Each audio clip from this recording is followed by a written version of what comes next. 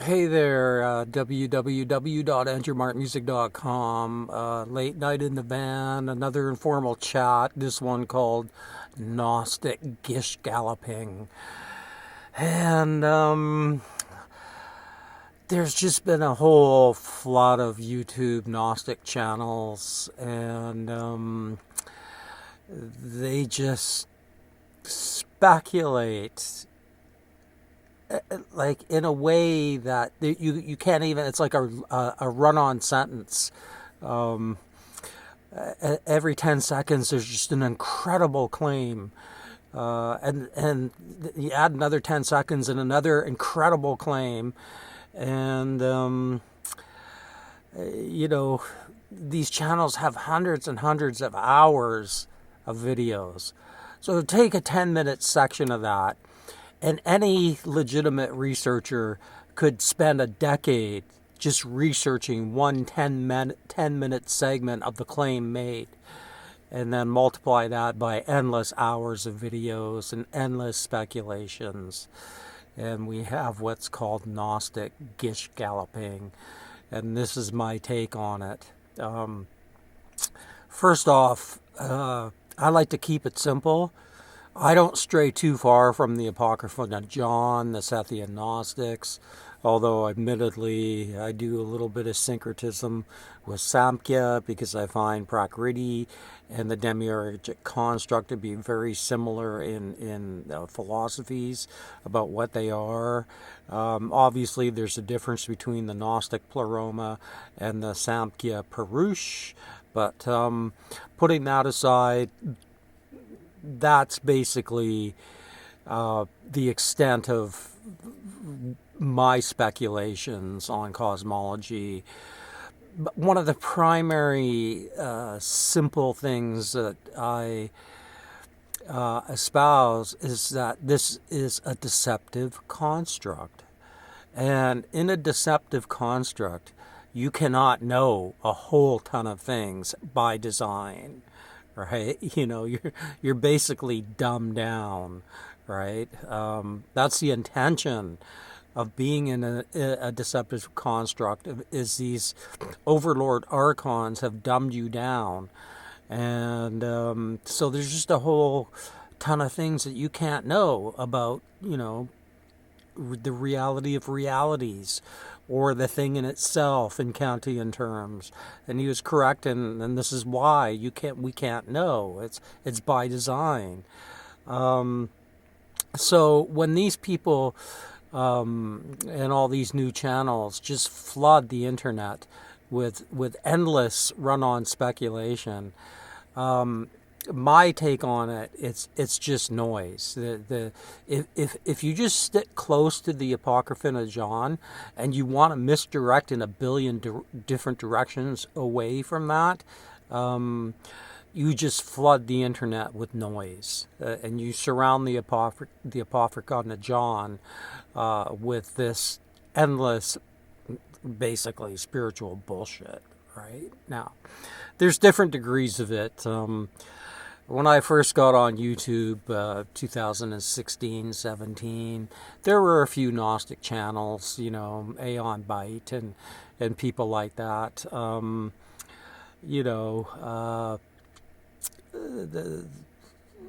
Over the first 5 years there, very few Gnostic channels. Some of them, Gnostic Wisdom Network. There just weren't that many. I was one, and completely dismissed and ignored, but to be expected. I expect nothing else than that if I'm right. Any Sethian Gnostic would say the same thing. So just a whole ton of gish-galloping. So I will name some names here, and it's nothing personal. This is just my take on reality, what this place is, and who's saying what, and why I think maybe it's bullshit. And there's different angles that people are coming from. So the first two that I'm going to cover, one's new, one channel's newer, and then one channel who I've blogged on before, Mark Passio, and I grouped them together. Archaix is new. And these guys are, in my opinion,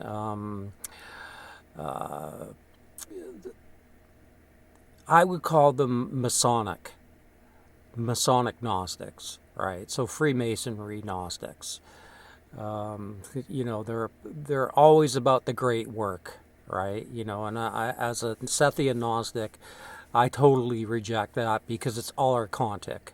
The great work of the archons, So I don't want to spend too much time on that. Now, what I will say, when you flood your dialogue with endless speculation, it's like throwing 10,000 darts at a dartboard. One or two of them are going to hit the bullseye. So it's not that everything they're saying is wrong. It's just that it's surrounded by noise, and I would say this is intentional, right? It's just like to create what's called a mind fuck, a clusterfuck, right? So nobody can sort out just simple truths, right? So that's the first couple that I would say, yeah, it's not for me. It's not my brand of Gnosticism. Oh, I hate that word, but now who else? I'll skip to somebody I think I quite like what he's saying for the most part, if we put aside two issues: the shape of the earth, right? I've been on record that I just don't care. Evil happens whether the earth was flat, round, or a triangle, right? The shape of the earth doesn't affect the evil that's happening in Gaza or anywhere else here. It's still happening, so I just don't care. I'm not saying it's totally irrelevant, but to me, it's not worth my time, and I spent a lot of time early on investigating it, and I'm agnostic on it. And that's because it's a deceptive construct. So most of the important things you're going to have to be agnostic on because it's designed that way. You cannot know.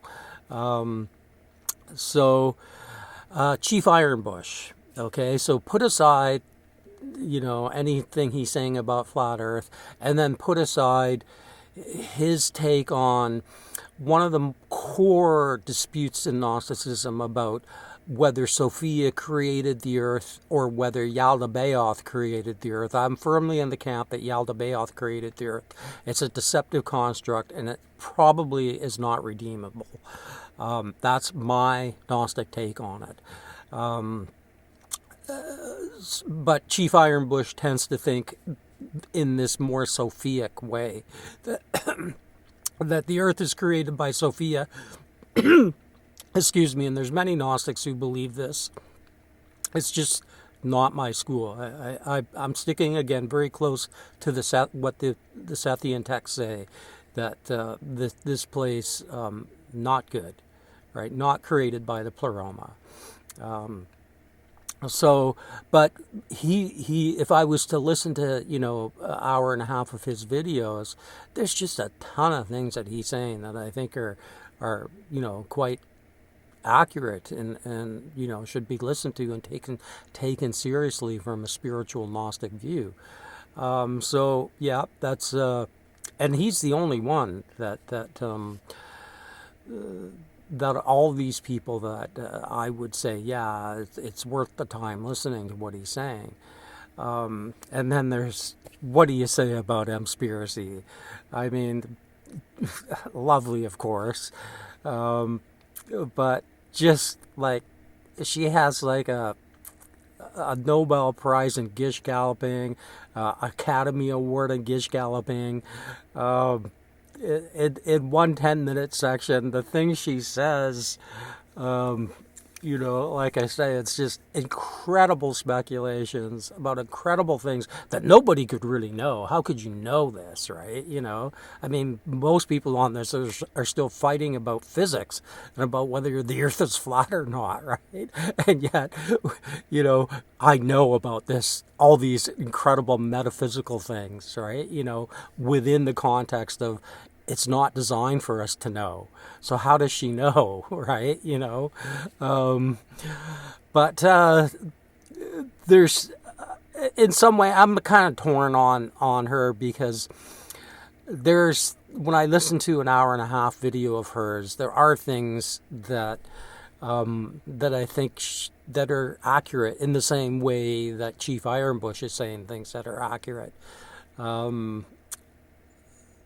It's not easy to suss out, but overall, I place her in she's like the 5-star Gnostic Gish-Galloper, right?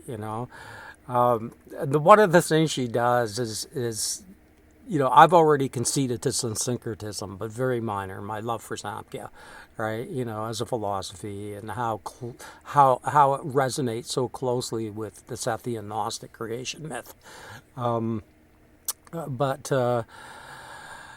man, when she Gish-Gallops, like that's like Academy Award for Gish-Galloping, right? It's just like how she does it, like it's just her delivery is just like sentence after sentence after sentence after sentence after sentence after sentences of all these amazing speculations that are put into a syncretist blender, right?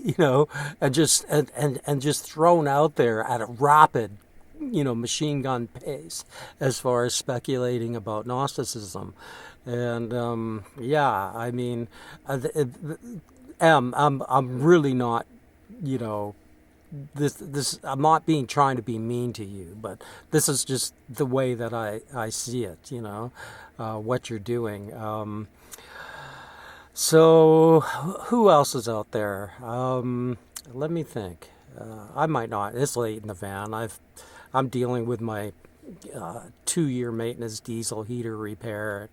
And that's just and all the other things that are going on. But I did want to touch on this issue because it's been percolating in my mind as far as what's going on with YouTube and Gnosticism. So many channels now that are all AI driven with perfect diction, and it's just like one of the things about the Gnostic or the framing of how it's traditionally come to be was this aspect of cosmic speculation, so it is inherent within the Gnostic view, but I would say right now on YouTube, especially with AI, it's just out of control, right? It's just like crazy bullshit, right? And to me, keep it simple, stupid. Read the Apocryphon and John. Read the Book of Judas, right? There's other ones that are, as Austrianos and things like that. Now, I live in the 21st century. Like, it's, 2025 now? And when I read this book, do I believe everything it says? No. What I do at 66 years old, I've looked at my 66 years and my experiences on this planet after reading libraries full of books on philosophy, spirituality, and religion. And I go, this is the one that I think, to me, to my inner intuition, seems the most true.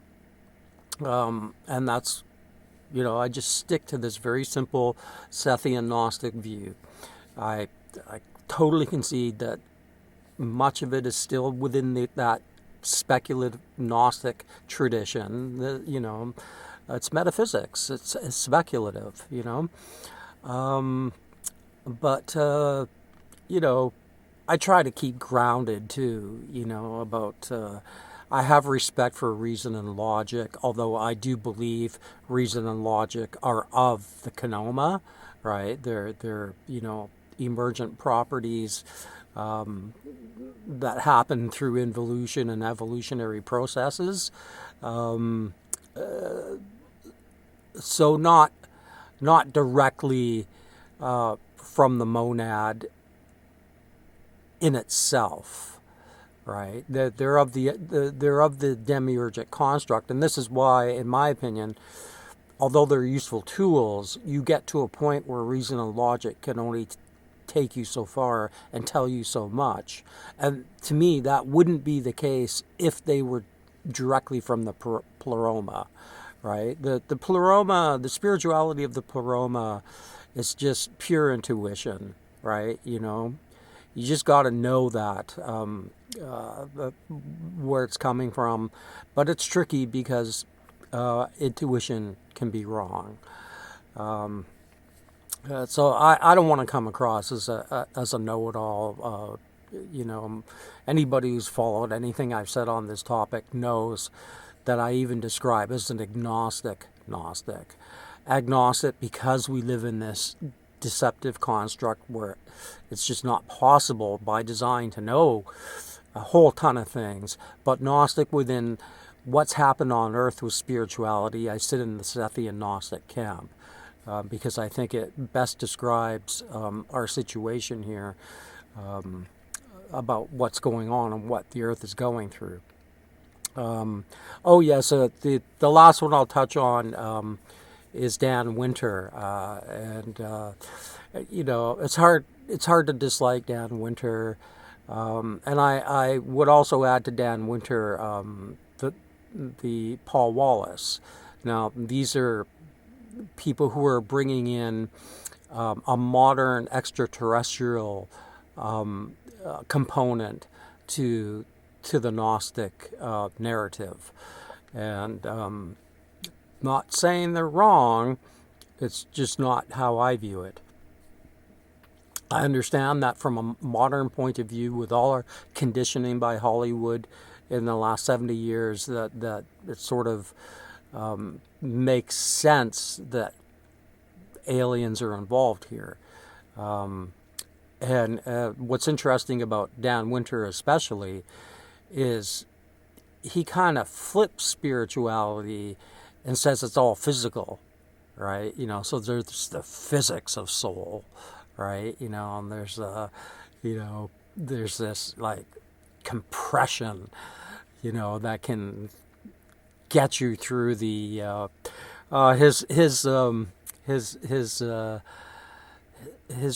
his lingo, his language is you have to learn it. Like when I was going through a 7-year period of reading Wilbur, I had to learn the lingo. I had to learn the jargon of what he's trying to get across. Right, it's just a part of learning. This Orv, right? You have to learn the jargon of what these words mean. And Dan Winter, he's like an Emmy Award-winning jargonist, right? I'd put Ken Wheeler in that camp too on that specific point. The thing with Dan Winter is like if the soul is physical, then why aren't mainstream scientists jumping on his work and going, yes, we figured it out. We figured it out. I mean, it should be front page news, one of the problems here is capitalism and the internet, how they've intersected. And, if you got to live, you can't farm anymore. You don't know how to make your own food. And, the cost of living and the price of rent, you look at your knowledge base and you look at the internet, you go, I got to eat. And why not? I mean, basically what I'm saying is there's a lot of grifters out there. Now, I want to be clear. I'm not specifically outright calling Dan Winter a grifter. Okay, I don't know. It's like what I'm saying is it's the same kind of thing with what I've always said about Kundalini. If you're going to say that Kundalini actually interacts with the physical body, then it should be verifiable by science. I'm going to lose my battery. Yeah, so Dan Winter, where I left off, battery died. I just got it USB plugged into my computer here, and I'll keep going. So the point I was trying to make is, if take Reiki. In Reiki, the spiritual energy, whatever it is, it's not directly interacting physically. It's like all about auric energy, subtle energies that are surrounding the body. Um, that can't be verified by science because it's not meshing with the actual body. But in Kundalini, it's the lore of there's supposed to be some kind of fluid that goes up and down the spine. So it's specific in Kundalini that this energy, this spiritual energy, is physical or part physical. And my point is then, where is the scientific verification of that? And to my knowledge, there is none. There's no scientific verification for Kundalini. In my recent blog, I've put down that the Cabal, the archons, they know all about the human body. They created it. They know they had 7,000 years of autopsies. They know everything about the brain, so they can create elaborate myths about, how your pelvis looks like the Ganesh, the elephant, and how this, looks like, that and the other thing that all these channels go on and on about. This is explaining the Kundalini energy, right? So. It's to my knowledge, none of it has been verified by science, and you would think that, especially in India, there would be scientists and universities who would be actually interested in verifying the claims of Dan Winter, but it doesn't appear to be so. There doesn't seem to be any mainstream scientists, even within the world legitimate scientific community, who are open to spirituality, who are at all interested in verifying the amazing claims that Mr. Winter is putting forth. And I ask myself, why is that? Now, there might be different answers, to why the interested mainstream people in both spirituality and science are not verifying what Dan Winter is saying, because it should be verifiable, right? It should be something that is his experimentation should be repeatable. They should be falsifiable in all the ways. If it's physical, if spirituality is physical, if the soul is physical, but yeah, it just seems to be him and a very small clique of people surrounding him, that are projecting this out there.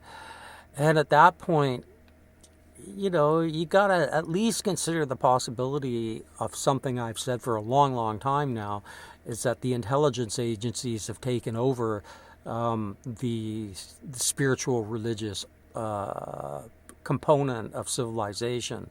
So, I mean, again, and why? So they can just create noise. Just noise around the Apocryphal John and the Sethian Gnostic view, which is very simple, right? That this place is not good, that the archons control it.